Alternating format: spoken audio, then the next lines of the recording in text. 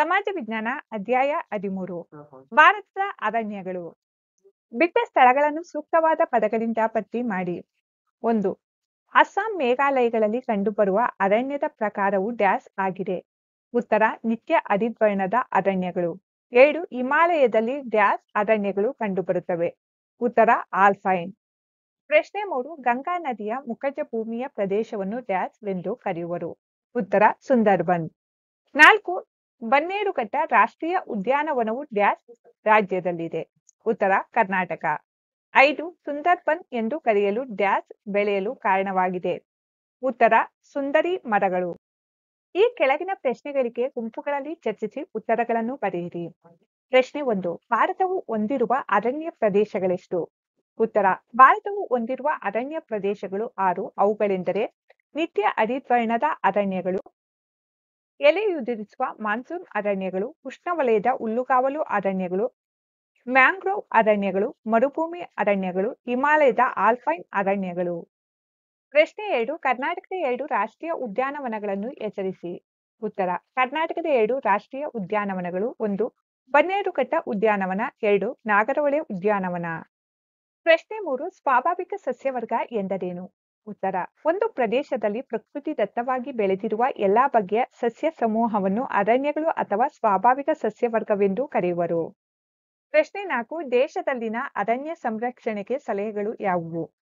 ಉತ್ತರ ಕಾಡ್ಗಿಚ್ಚು ಉಂಟು ಮಾಡುವ ಘರ್ಷಿತ ಮರಗಳನ್ನು ತೆಗೆಯುವುದು, ಅರಣ್ಯದ ಮರಗಳಿಗೆ ತಗುಲುವ ರೋಗಗಳನ್ನು ನಿಯಂತ್ರಿಸುವುದು, ಸಸಿಗಳನ್ನು ನೆಡುವುದು, ಬೀಜಗಳನ್ನು ಹರಡುವುದು, ಕಾನೂನು ಬಾಹಿರವಾಗಿ ಮರ ಕಡಿಯುವುದನ್ನು ನಿಯಂತ್ರಿಸುವುದು, ಅರಣ್ಯಗಳಲ್ಲಿ ಸಾಕು ಪ್ರಾಣಿಗಳ ಮೇಯಿಸುವಿಕೆಯನ್ನು ನಿಯಂತ್ರಿಸುವುದು, ಸಾರ್ವಜನಿಕರನ್ನು ಮರ ನೆಡಲು ಪ್ರೋತ್ಸಾಹಿಸುವುದು, ಸಾಮಾಜಿಕ ಅರಣ್ಯ ಯೋಜನೆಗಳನ್ನು ತ್ವರಿತವಾಗಿ ಯಶಸ್ವಿಯಾಗಿ ಕಾರ್ಯಗತಗೊಳಿಸುವುದು. ಪ್ರಶ್ನೆ 5. ಜೈವಿಕ ವೈವಿಧ್ಯ ಎಂದರೇನು? ಉತ್ತರ ಭೂಮಿಯ ಮೇಲೆ ಒಂದು ನಿರ್ದಿಷ್ಟ ಸ್ಥಳದಲ್ಲಿ ಕಂಡುಬರುವ ವಿವಿಧ ರೀತಿಯ ಸಸ್ಯಗಳು, ಪ್ರಾಣಿಗಳು ಮತ್ತು ಸೂಕ್ಷ್ಮ ಜೀವಿಗಳ ಸಮೂಹಕ್ಕೆ ಜೈವಿಕ ವೈವಿಧ್ಯ ಎನ್ನುವರು. ಪ್ರಶ್ನೆ 6. ಭಾರತದಲ್ಲಿ ಎಲೆ ಉದುರಿಸುವ ಅರಣ್ಯಗಳ ಲಕ್ಷಣ ಮತ್ತು ಹಂಚಿಕೆಗಳನ್ನು ತಿಳಿಸಿ. ಉತ್ತರ ಎಲೆಯುದುರಿಸುವ ಅರಣ್ಯಗಳು ಭಾರತದಲ್ಲಿ ಅತಿ ಹೆಚ್ಚು ವಿಸ್ತಾರವಾಗಿ ಹರಡಿದೆ. ಇವುಗಳು ವರ್ಷದ ನಿರ್ದಿಷ್ಟ ಒಣ ಹವೆಯ ಋತುವಿನಲ್ಲಿ ಎಲೆ ಉದುರುವುದನ್ನು ರೂಢಿಸಿಕೊಂಡಿವೆ. ಇವುಗಳು 75 ರಿಂದ 250 ಸೆಂಟಿಮೀಟರ್ ಮಳೆ ಪಡೆಯುವ ಪ್ರದೇಶಗಳಲ್ಲಿ ವ್ಯಾಪಕವಾಗಿ ವಿಸ್ತರಿಸಿವೆ. ಇವು ಭಾರತದ ಶೇಕಡ 66.5% ಒಣ ಅರಣ್ಯದಲ್ಲಿ ಹರಡಿವೆ. ಪ್ರಶ್ನೆ 7. ಅರಣ್ಯ ಸಂರಕ್ಷಣೆ ಎಂದರೇನು? ಅದರ ಪ್ರಾಮುಖ್ಯ ಮತ್ತು ವಿಧಗಳನ್ನು ತಿಳಿಸಿ. ಉತ್ತರ ಅರಣ್ಯಗಳನ್ನು ಮಾನವ, ಪ್ರಾಣಿಗಳಿಂದ ಹಾಗೂ ನೈಸರ್ಗಿಕ ವಿಪತ್ತುಗಳಿಂದ ಕಾಪಾಡುವುದನ್ನು ಅರಣ್ಯ ಸಂರಕ್ಷಣೆ ಎಂದು ಕರೆಯುವರು.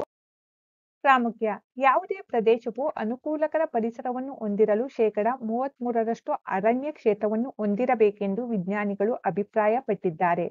ಭಾರತದಲ್ಲಿ ಅರಣ್ಯಗಳ ಕ್ಷೇತ್ರವು ನಿರಂತರವಾಗಿ ಇಳಿಮುಖವಾಗುತ್ತಿದೆ. ಆದುದರಿಂದ ಅರಣ್ಯ ಸಂರಕ್ಷಣೆ ಪ್ರಾಮುಖ್ಯವಾಗಿದೆ.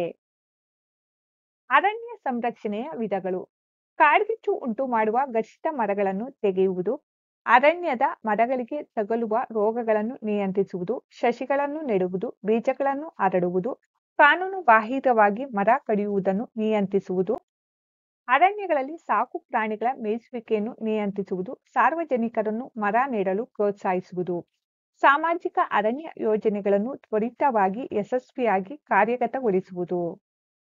ಮಕ್ಕಳೇ, ಈ ನೋಟ್ಸ್ನಲ್ಲಿ ಯಾವುದಾದರೂ ತಪ್ಪುಗಳಿದ್ದರೆ ಕಮೆಂಟ್ಸ್ ಬಾಕ್ಸ್ನಲ್ಲಿ ತಿಳಿಸಿ.